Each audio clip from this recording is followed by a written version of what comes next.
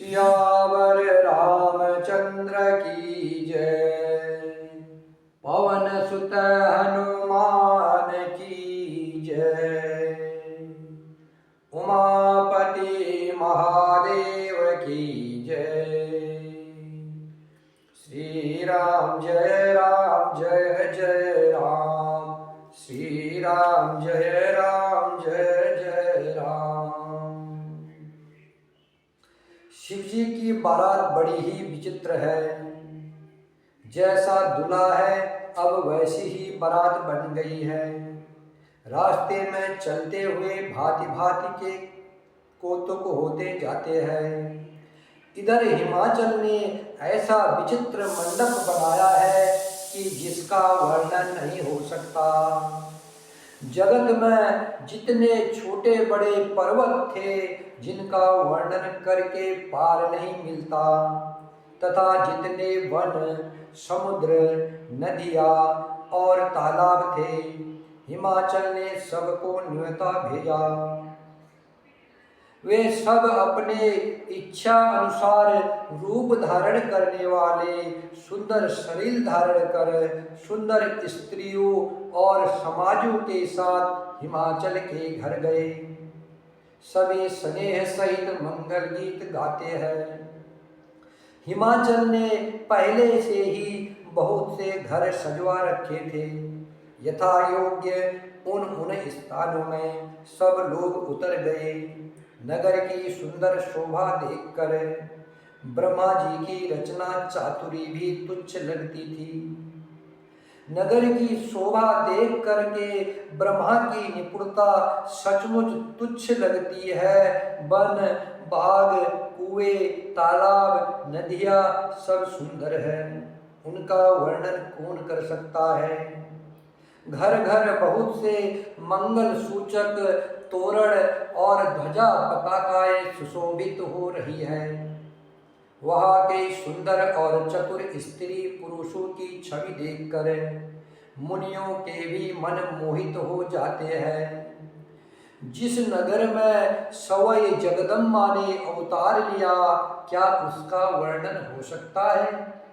वह रिद्धि सिद्धि, संपत्ति और सुख नित्य नए बढ़ते जाते हैं।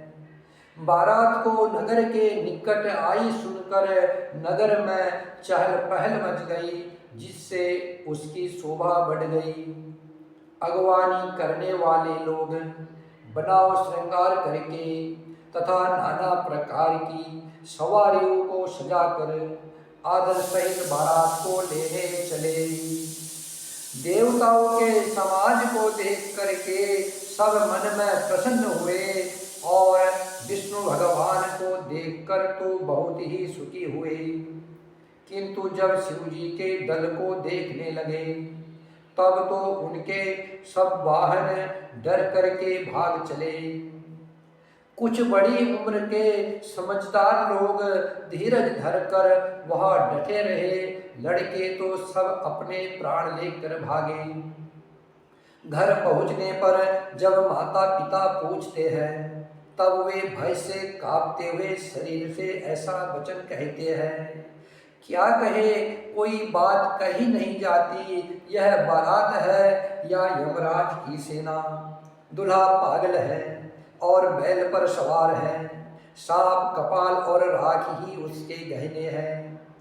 दूल्हे के शरीर पर राख लगी है, सांप और कपाल के गहने हैं। वह नंगा, जटाधारी और भयंकर है। उसके साथ भयानक मुख वाले भूत, प्रेत, पिशाच, योगिनियां और राक्षस है।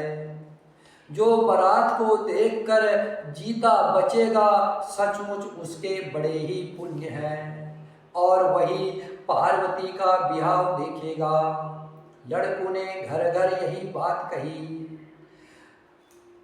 शिवजी का समाज समझकर सब लड़कों के माता पिता मुस्कुराते हैं। उन्होंने बहुत प्रकार से लड़कों को समझाया कि निडर हो जाओ, डरने की कोई बात नहीं है। अगवान लोग बारात को लिवा लाए।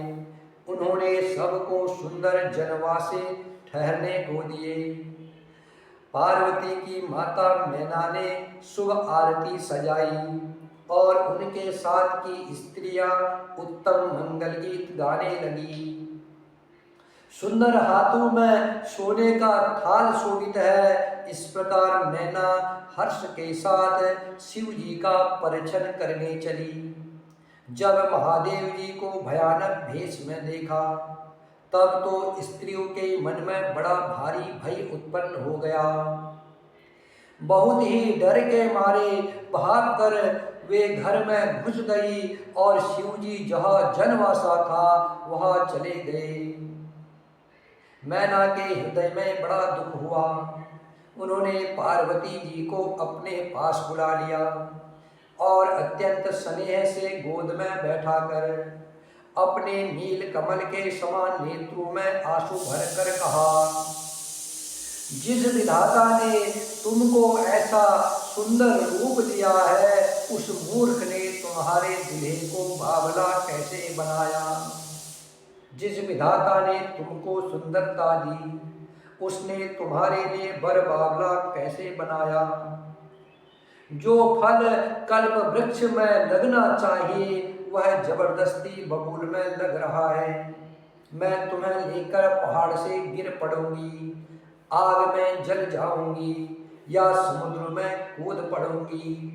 चाहे घर उजड़ जाए और संसार भर में अपकीर्ति फैल जाए, पर जीते जी मैं इस बावले वर से तुम्हारा ब्याह नहीं करूंगी। हिमाचल की स्त्री मैना को दुखी देखकर सारी स्त्रियां व्याकुल हो गई।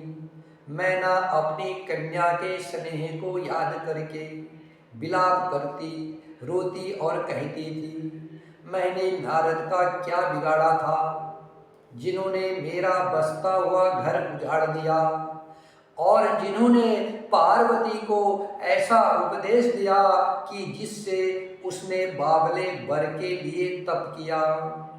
सचमुच उनके न किसी का मोह है, न माया है, न उनके धन है, न घर है और न स्त्री ही है। वे सबसे उदासीन हैं, इसी से वे दूसरे का घर उजाड़ने वाले हैं। उन्हें न किसी की लाज है न डर है। भला बाज स्त्री प्रसव की पीड़ा को क्या जाने। माता को विकल देख करके पार्वती जी विवेक युक्त कोमल वाणी बोली, हे माता, जो विधाता रच देते हैं वह टलता नहीं है। ऐसा विचार कर तुम सोच मत करो। जो मेरे भाग्य में बावला ही पति लिखा है तो किसी को क्यों दोष लगाया जाए।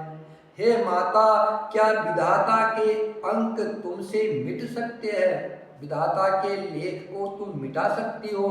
वृथा कलंक का टीका मत लो। हे माता, कलंक मत लो, रोना छोड़ो, यह अवसर विषाद करने का नहीं है। मेरे भाग्य में जो दुख सुख लिखा है उसे मैं जहाँ जाऊंगी वही पाऊंगी। पार्वती जी के ऐसे विनय भरे कोमल वचन सुनकर सारी स्त्रियां सोच करने लगी और भांति भांति से विधाता को दोष देकर आंखों से आंसू बहाने लगी। इस समाचार को सुनते ही हिमाचल उसी समय नारद जी और सप्त ऋषियों को साथ लेकर अपने घर गए। तब नारद जी ने पूर्व जन्म की कथा सुनाकर सबको समझाया और कहा कि हे मैना, तुम मेरी सच्ची बात सुनो। तुम्हारी यह लड़की साक्षात जगत जननी भवानी है। यह अजन्मा, अनादि और अविनाशनी शक्ति है। सदा शिव जी के अर्धांग में रहती है। ये जगत की उत्पत्ति, पालन और संहार करने वाली है और अपनी इच्छा से ही लीला शरीर धारण करती है। पहले ये दक्ष के घर जाकर जन्मी थी, तब इनका नाम सती था। बहुत सुंदर शरीर पाया था। वह भी सती शंकर जी से ही ब्याही गई थी। यह कथा सारे जगत में प्रसिद्ध है।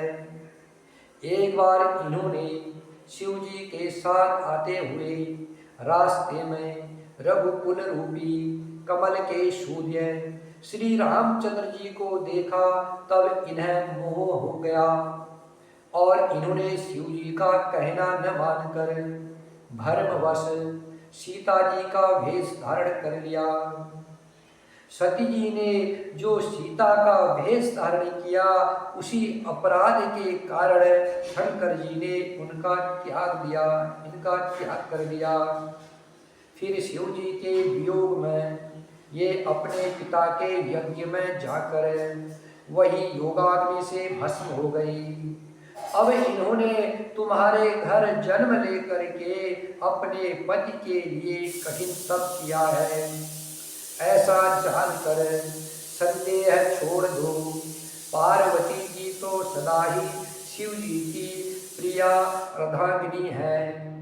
तब नारद के वचन सुनकर सबका विषाद मिट गया और क्षण भर में यह समाचार सारे नगर में घर घर फैल गया। तब मैना और हिमवान आनंद में मग्न हो गए। उन्होंने बार बार पार्वती के चरणों की वंदना की। स्त्री पुरुष बालक युवा वृद्ध नगर के सभी लोग बहुत प्रसन्न हुए। नगर में मंगल गीत गाए जाने लगे और सबने भांति भांति के श्रवण के कलश सजाए। सबने भांति भांति के सोने के कलश सजाए। पाक शास्त्र में जैसी रीति है उसके अनुसार अनेक भांति की रसोई बनी। जिस घर में सवई माता भवानी रहती हो, वहाँ की भोजन सामग्री का वर्णन कैसे किया जा सकता है। हिमाचल ने आदर पूर्वक सब बारातियों को, विष्णु ब्रह्मा और सब जाति के देवताओं को बुलाया। भोजन करने वालों की बहुत सी पंक्तियां बैठी, चतुर रसोइये परोसने लगे। स्त्रियों की मंडलियां देवताओं को भोजन करते जानकर कोमल वाणी से गालियां देने लगी। सब सुंदर स्त्रियां मीठे स्वर में गालियां देने लगी और व्यंग भरे वचन सुनाने लगी। देवगण विरोध सुनकर बहुत सुख का अनुभव करते हैं, इसलिए भोजन करने में बड़ी देर लगा रहे हैं। भोजन के समय जो आनंद बढ़ा, वह करोड़ों मुँह से भी नहीं कहा जा सकता। भोजन करने के बाद सबके हाथ मुंह धुलवा करके पान दिए गए। फिर सब लोग जो जहाँ ठहरे थे वहाँ चले गए। फिर मुनियों ने लौट करके हिमवान को लग्न पत्रिका सुनाई और विवाह का समय देखकर देवताओं को बुला भेजा।